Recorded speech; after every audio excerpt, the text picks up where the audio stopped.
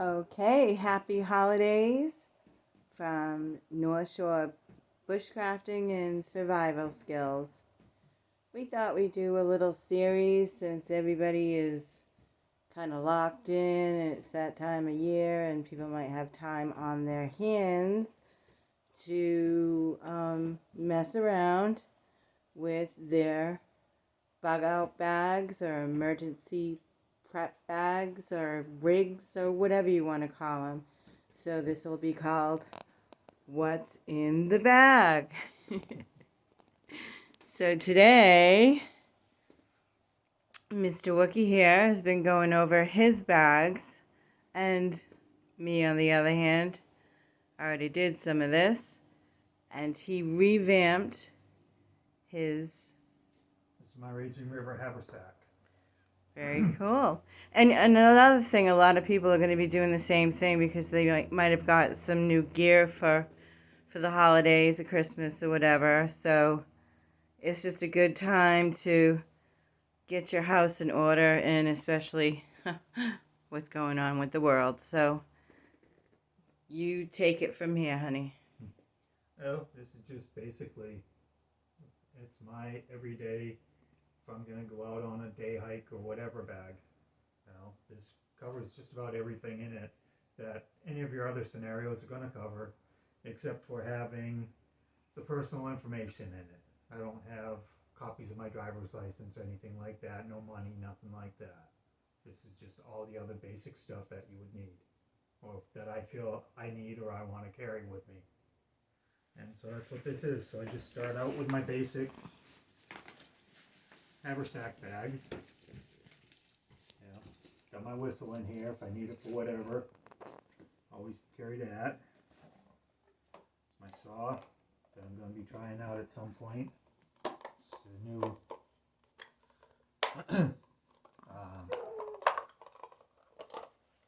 Silky Gone Boy.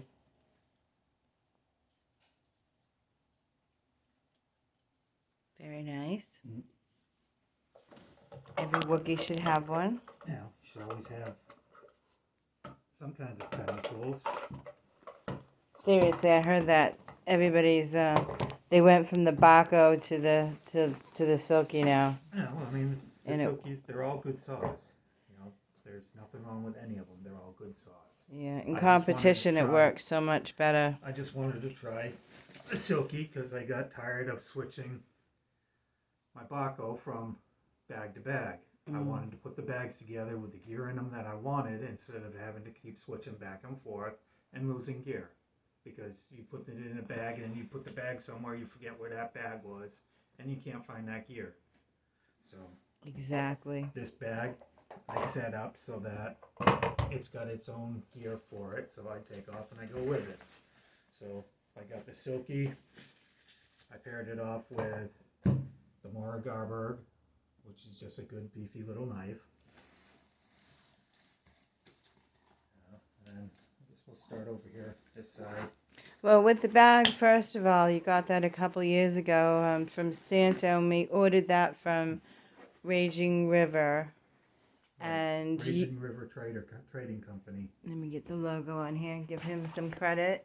Oh. He did just an absolutely fabulous job, and then I had told Chris that, I was going to order this bag, and what dimensions did he want for, say, the side pouches. Yeah, so the side pouches are actually custom. They were customized for the gear that I was going to carry at the time, which, being a couple years ago, that has changed.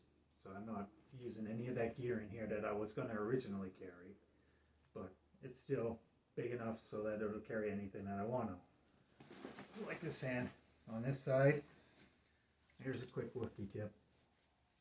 If you wrap your water bottle and all your other stuff in a bandana and you go to pull it out of your pouch, you pull the whole bandana out and it keeps the water bottle from getting caught up on everything. That happens a lot of times when you're using these nesting setups. You can just put it in and then you just grab your bandana and pull it all out. There's nothing for it to get caught up on. It just slides across the bandana. So there's my canteen, stove, cup,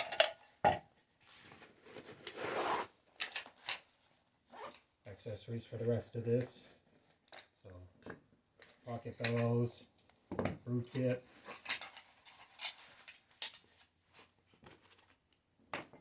ferro rod, lid for the cup, fish mouth spreader, windscreen.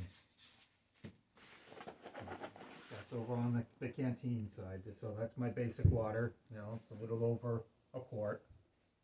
I think it's closer to this one. I think it's close to 40 ounces. And there's that. And in the back, quick access, toilet paper. Then along the front, got a rolly pouch, which is just another bag that I can put anything in I want. It'll open up into a big Catch-all carrier, foraging bag, yeah. tinder bag. So this is just a big one.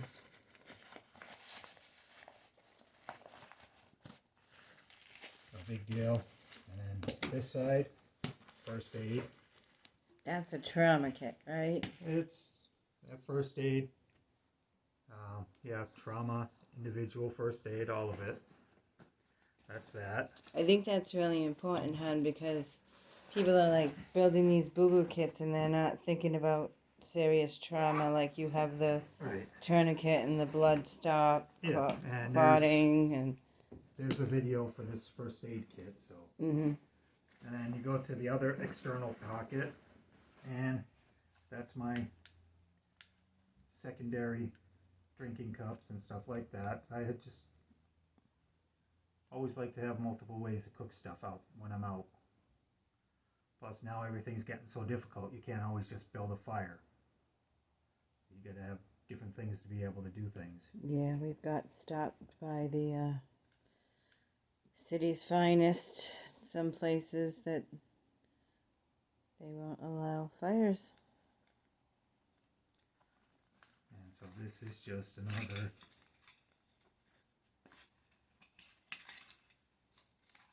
drinking cup.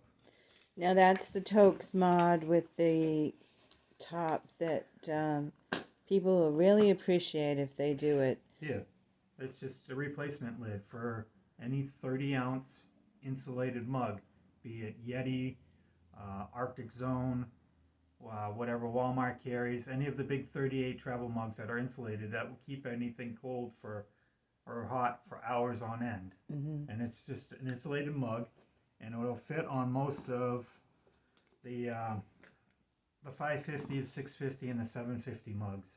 Mm-hmm. For any of the titanium mugs or even any of the little travel mugs that are like that. It fits my solo stove pot. Yep. And it fits the Tokes, like you said. Yep.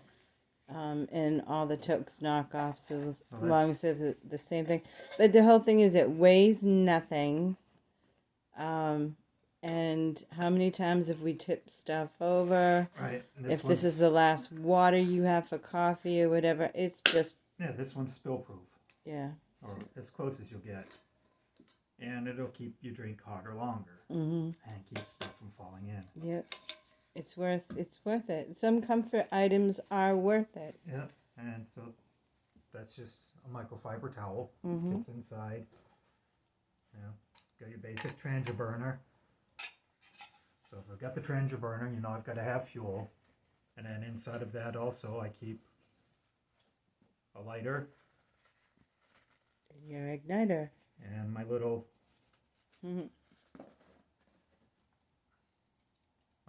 backpacking stove. So I have those options for cooking or heating, whatever I want. Yep, and you got sometimes you got two people if people have kids. Yep. We got to feed the dogs, whatever it is. It's That's just my utensils. So I got a little spatula and stirring fork or stirring spoon with this one, plus a knife or a regular spoon and fork there. Then this is my backup water supply stuff. So this is the Be Free and some water tabs. and that's a cool little pouch that you have. We got a few of them at flea market, but Yeah, it's a flea way to market, handle. Yep, flea market, military surplus stores. If you collect water and you just have a plastic bag or whatever, it's something to carry it in for cheap So money. this is Hydro Pack. and a Sawyer, water tabs, and a spare lighter. Mm-hmm. So that Hydro Pack is the Seeker, right? Is that the Hydro Pack? I believe so. Yeah. Plus, it fits the Sawyer. Oh, so that's, you got a different one then. That's not the one that fits the Be Free. Okay. It's the Sawyer. Okay. Although, and then any standard, most of them are the same as the Sawyer that. And the one thing to remember, if you're carrying a Sawyer in the wintertime and it's wet and it's been used, put it inside your clothes. Keep it warm so that the filter doesn't break up inside from freezing and it becomes useless. You were sick of seeing the videos that people are Yeah, out in the middle of nowhere and everyone's don't have crying water. that their Sawyers have broken because they froze because they were too stupid to put it inside their clothing where it's going to stay warm and not freeze. Yeah, Ziploc freezer bags are really cheap. Keep one in your pocket. Put your Sawyer in your pocket and just make it a practice. So this is its own little pouch too, so that if I happen to fill that bag up, I can carry it outside and I don't have to worry about it. I love those bags. That's just a secondary bag. So there's fuel for the Trangia burner. There's fuel for the rocket. That's just a little flint and steel fire kit. Another backup so that I can do char cloth or whatever I want in that. And my secondary eating knife. But too, if I happen to have a bottle of mead out with me, I've got a corkscrew so I can open it. A bottle of, mead. Yeah. Yep. And you just get a little open L. A little open L has really no weight to it at all, but it's an incredible knife for the value. You can carve and everything too. And this is just backup matches and maybe a sewing needle or something in there. And that's pretty much that side. Yeah, I think you put your sail needle in there, right? I don't have a sail needle in there, but I've got a sewing needle. Big sewing needle. I meant it. So then inside, I've got a little small wool wrap. So that's additional insulation if I happen to need it or I start getting a chill. Got that. That takes up really that little weight. And it's wool. Yep. And then this was just... That was a Christmas present in your stocking. It was. For the man that has everything. It's a neoprene pouch that'll reconstitute your backpacking meals or anything. And if you want to try and keep them warmer, you put them in here because it's all insulated and it will hold it. And you can always put your hand into one of the sleeves to hold it this way, or put your hand in the other sleeve on the other side and hold it that way, however you want, and eat your food out of it that way. The other thing I thought about that, do you have the toque spot out? Yeah, you do. Even the cup there. A lot of times when we're out in the bush and we're eating using our solo stoves, so the pans are all full of soot and they're hot and it's hard. You can put it in cup will there. fit in there. Yep, and then put it right on your lap and eat your food. It'll hold the cups easily. Mm-hmm. So looks like a good little piece of gear. Instead of waiting for everything to cool down and then... Spare cord. Everybody knows you gotta have spare cord. With that, it's about 50 foot of bank line. Could be. I have no idea. I forget how much that is now. And it's just like my it. field notebook. Oh, yep. That was Field Santa's gift. That's, She always again... wanted to be able to write stuff down. Yep, and you are getting into mushrooms, so to be able to take some notes on foraging is a good thing. This is some company called One Win made a gear hammock that you can sling underneath your hammock off the same ridge lines to suspend your gear off the ground while you're in your hammock and keep everything dry. The one thing that it had a rating of, I don't know, I guess 200 pounds or something like that. It was rated for less because of the suspension they were using. So I gotta see if by changing out the suspension, I went and redid my own suspension. Is that lash it? No, this is full-blown Dyneema. Oh, wow. This is full-blown Dyneema, so I made my own suspension for it. Dyneema's got an incredible rating. So I'm going to try this out and see if this will actually work out better so that I can use it as a small hammock seat when I'm out in the thing, out in the bush, and just suspend it off of one branch and hang it down low so I don't have to sit on the wet ground, especially in the winter, spring, and fall. Yeah, if you look it up on Amazon, I believe the first mod video of the gentleman that discovered that he could turn that into a chair is on Amazon. Right. It was set up for, guys who are under 200 pounds because the suspension is just too lightweight with the way it comes. But I've removed that and put in a full-blown the Dyneema, or the Amsteel. I'm sorry, it's actually Amsteel. It's not Dyneema, it's Amsteel, and I believe it's got like a 1,400-pound rating on either end. So it's a great alternative. All these people are bringing camp chairs with them. We've seen videos where you can make your own camp chair and then hang the seat part. If you go and look how much they're charging for the material for the seat part when you make your own chair, it's ridiculously expensive. So when the gentleman found this on Amazon and said, I could do the mod with it, we caught on and said, we can do that too. Yeah, so I did something that I was studying over the summer and changed it around to put my own suspension in. And so you get some cord there? Yeah, there's some more cord, another lighter. On a spool tool? On an old spool tool. They were gimmicky, but I like them. They work pretty well. A lot of people love them. They use them, yeah. You don't see much about them anymore. Then some backup head insulation.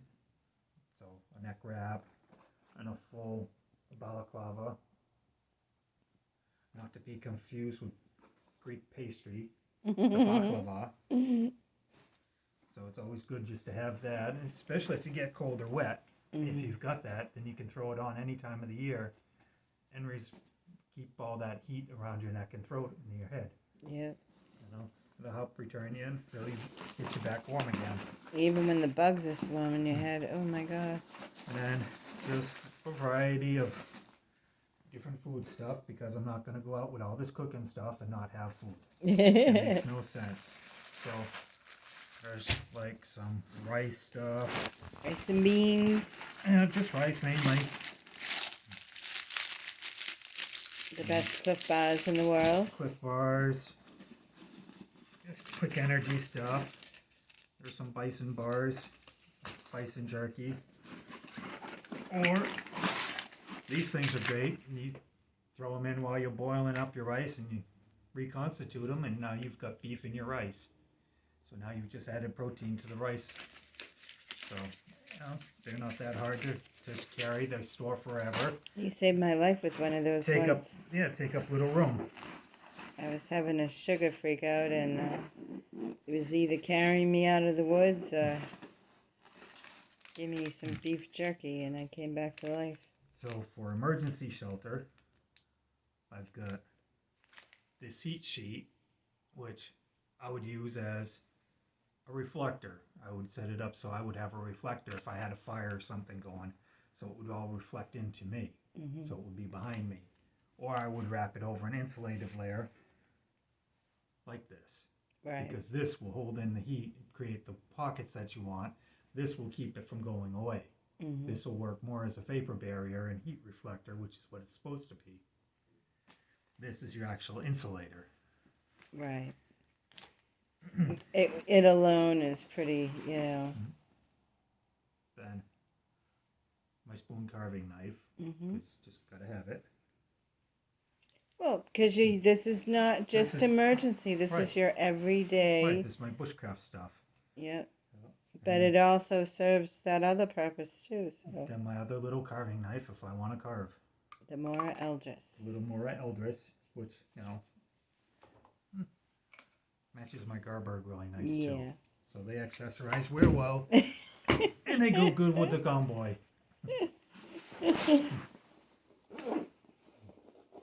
So then, a few things, also for emergency are a couple little candles. These are little 4-hour candles that I can, if I put my poncho on and my wrap and some of my other stuff, and put this inside the poncho, light this up, and it will increase my area underneath the poncho, the heat in my area for quite a while. This will go for 4 hours. And face it, and if you're out in the woods trying to do something like that, you're not going to sleep for more than 4 hours. Right. So it's going to keep you it should keep you plenty warm. I've actually got to get out and try it out to see if that one works as well as some of the others. That's what you've been saying for years with the Yuko lights. Yep, the Yukos are the great lanterns. for that too. And I don't have my Yuko in here. I might have to put that back in. Then I keep my little one with now me because everything, you never know. So here's just power. A little battery bank with different adapters that I'm most commonly going to use, so that it'll actually put an edge back onto, it'll put a charge back on anything. If I have my phone, it'll work great for my phone. And I added the old light pen light into this kit because it's got a lot of the stuff too. And it's a small kit, so it's got 4 settings on the light itself. And the key is that it's rechargeable. Right. So you're not carrying so with batteries. That charger right there, I can recharge this light. That'll clip right on your shirt, face forward. Yep. And give you a little beacon of light to see where you're going. And you can also use that as a weapon too, which is always a bonus. So I see you got your little axe on the front. That's fits in there perfect.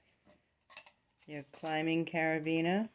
Yep. The climbing carabiner that I can use with this. Right, with the rope for that too. Yep. There's my little hatchet. So it's also good for carving and a lot of small camp tasks. Little hatchet? What kind of hatchet is it? This one's a Grand Forth Brook. Yeah, damn right. Only best for the Wookie. Which goes over there in the cutting tool pile. That was your Wookie Daddy Day present. Yep. And that's pretty much it in the pouch, except for down here, which I keep a rain poncho wrapped up in here inside the dry bag so that the poncho itself doesn't get abraded while I'm out running around. This is going to take up a lot of that slack and keep it from getting ripped up. So when I do need it, it is actually going to be waterproof still. Yeah. Not going to have holes in it. And what do you have on? You have on one of your Christmas presents. Sponsored by Helicon Texas this year. Yeah, Helicon Texas, one of their wind shirts. So it's just a lightweight windbreaker. Yep. And it folds up real small into one of its own little pouches, one of its own pockets. So it's got a million pockets. It's got the air ventilation under the arms. It's got the hood. Yeah. But the thing about this, even for winter use, is to wick your sweat away. That material is supposed to... This is nylon, it doesn't do that. Yeah, but it's supposed to breathe, I'm trying to say. Well, because it's got mesh under your arms. If it breathes that much, it's not going to do much good to keep the wind off. It's slightly water resistant too. So, just a cool thing to have, and that scrunches up into nothing, into a little ball. All right. So that's a pretty awesome kit there you got. So Oh. don't forget your Yuko Yeah, I'll have to put a Yuko back lantern. in here. The Yuko will go for quite a while, and those are 9 to 12 hour candles that I usually have for those. Yep. You got me the tea light one that those tea lights would fit in there too. Yeah. Of course, that's not going to last as long. You really want the big right, lantern. like that. That's 4. Plus, you've got a regular. Yeah, I got the big one.